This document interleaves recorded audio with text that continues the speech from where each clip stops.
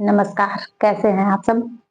देखिए, आज मैं जिस विषय पर बात कर रही हूँ, इन बातों को यदि आपने अच्छे से समझ लिया, तो मैं यकीन के साथ कह सकती हूँ कि आप अपनी लाइफ में दुखी होना छोड़ देंगे।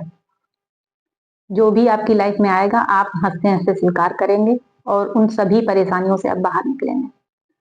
देखिए, वीडियो में आ गए हैं, तो पूरा वीडियो आप अवश्य देखिएगा और आपको अच्छा लगे वीडियो, तो आप चैनल को सब्सक्राइब भी कर लीजिएगा, लाइक करिएगा वीडियो को और अच्छा लगे तो आप 2-4 लोगों में वीडियो को शेयर भी करिएगा। तो चलिए मैं बताना शुरू करती हूँ आपको, आप समझिए थोड़ा-सा। एक दिन क्या होता है कि मेरी बेटी दूध गरम कर रही थी, गैस पर उसने दूध चढ़ा रखा था। उससे खूब सारा दूध उबल जाता है। मैं दौड़ कर जाती हूँ, उसको ज़ोर से चिल्लाती हूँ, कहती हूँ, "इतना सारा दूध तुमने उबाल दिया, इतनी लापरवाह हो।" ठीक है? उसके कई दिन बाद मैं दूध गरम कर रही थी गैस पर। मुझसे दूध उबल जाता है, तो मैं सिर्फ इतना बोलती हूँ, उफ़! दूध उबल गया। थोड़ा-सा मैं अफ़सोस करती हूँ और दूध साफ़ कर देती हूँ सारा, ठीक है? उसी तरह बिल्कुल इसी तरह से हमारी लाइफ़ का है। हम हमारे जीवन में जैसे ही कुछ समस्याएँ आती हैं, कुछ उतार-चढ़ाव आते हैं, हम एकदम से इतने दुखी हो जाते हैं, या तो अपनी किस्मत को कोसते हैं, या तो जिस आत्मा की वजह से, जिस व्यक्ति की वजह से हमारे जीवन में वो दुःख आ रहा होता है, हम उसको खूब कोसते हैं कि ये ऐसा है, ये ऐसी है, इसकी वजह से मेरे जीवन में ये दुःख आ रहे हैं।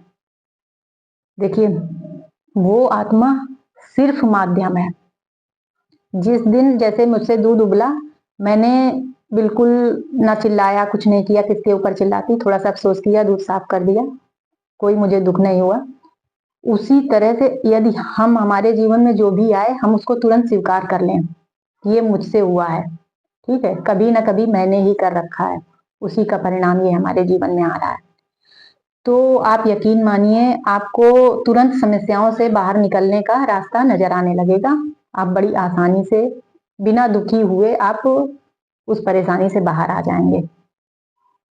देखिए, एक और कथा बताती हूँ, महाभारत हम सबने देखी है, ठीक है? टीवी पर आती थी, सबने देखी है।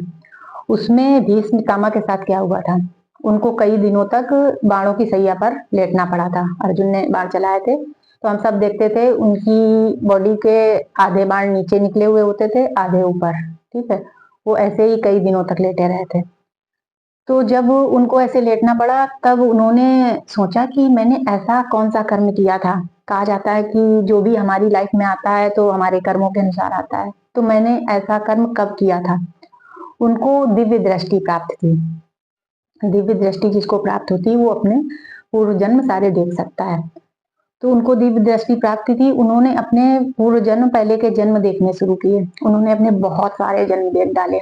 उनको कहीं भी ऐसा अपना कोई कर्म नहीं दिखाई पड़ा, जिससे उनके जीवन में ये स्थिति उनकी हुई। तो फिर उन्होंने क्या किया कि श्री कृष्ण को बुलाया। श्री कृष्ण को बुलाकर उन्होंने पूछा, प्रभु, मैंने ऐसा कर्म कब किया था, जो मुझे ये देखना पड़ रहा है? तो श्री कृष्ण ने कहा कि अपने पुराने जन्म आप देखिए। उन्होंने कहा, मैंने अपने बहुत सारे जन्म देख डाले। तो उन्होंने कहा, कितने जन्म देखे? बोले, 99 जन्म मैं अपने देख चुका हूँ। तो उन्होंने कहा, अपना 100वां जन्म आप देखिए। भीष्म पितामह ने अपना 100वां जन्म देखा। तो उन्होंने देखा कि एक सांप को उन्होंने अधमरा हालत में करके झाड़ियों में फेंक दिया था, और झाड़ियों में कांटों के बीच में सांप बिल्कुल उसी तरीके से, जैसे भीष्म पितामह लेटे थे, उसी तरह से वो फंस कर तड़प रहा था।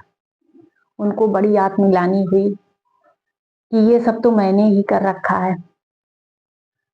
फिर जितने दिनों तक उनको इच्छा मृत्यु का वरदान भी था, तो जितने दिनों की उनकी ये सजा थी, जितने दिन वो सांप वहां पर फंसा रहा था, तड़पता रहा था, उतने दिनों तक वो भी उसी सैया में रहे। उसके बाद उन्होंने अपनी मृत्यु ली, क्योंकि उनको इच्छा मृत्यु का वरदान था, वो अपनी इच्छा से मृत्यु ले सकते थे। तो ये देखिए कि इसी तरह से हमारी लाइफ के साथ है। हम स्वीकार नहीं कर पाते हैं कि यदि हमारे जीवन में कुछ भी उतार चढ़ाव आया, कुछ भी उतार चढ़ाव आया, चाहे वो हमारे बच्चों की वजह से, चाहे हमारे माता पिता की वजह से, भाई बहनों की वजह से, या हमारे सास ससुर की वजह से, पत्नी की वजह से, पति की वजह से, किसी की वजह से भी आया, तो हम क्या समझते हैं, या और किसी समाज में किसी की वजह से आया, तो हम समझते हैं कि इसने मेरे साथ ऐसा गलत किया। परिवार के किसी सदस्य की वजह से आता है, हम इतने दुखी हो जाते हैं, उस आत्मा को इतना कोसते हैं, तुरंत हम ये व्रत, वो रेमेडी, ये वो सब कुछ करने लगते हैं।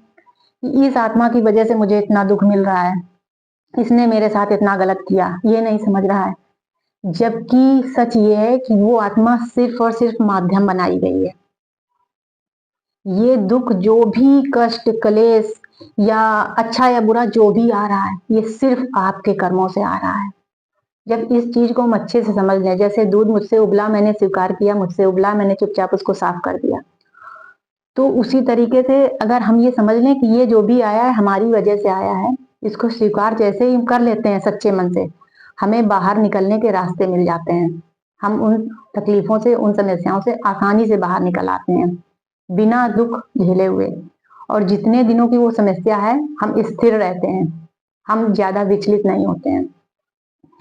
तो कभी भी आपकी लाइफ में कुछ भी उतार चढ़ाव आता है, तो उसको आप समझिए कि ये सिर्फ और सिर्फ किसी जन्म के, क्योंकि हम अभी का देख रहे होते हैं, हम सोचते हैं कि अभी तो हमने किसी के साथ कुछ गलत नहीं किया।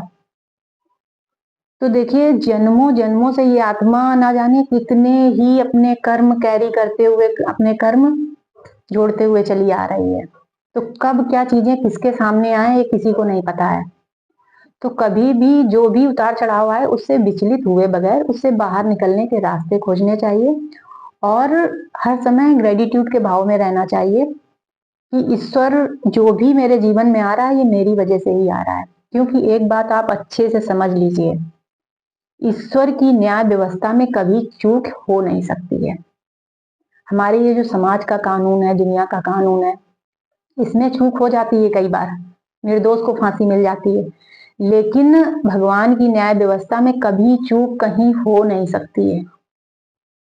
बिल्कुल, मतलब न्याय बिल्कुल जो होना चाहिए वही होता है, कभी भी चूक नहीं होती है। तो आप इन चीजों को स्वीकार करिए, और स्वीकार करके अपनी परेशानियों से निकलने के रास्ते खोजिए, बिना विचलित हुए, बिना दर्द अपने आप को दिए आप निकलने का बाहर प्रयास करिए।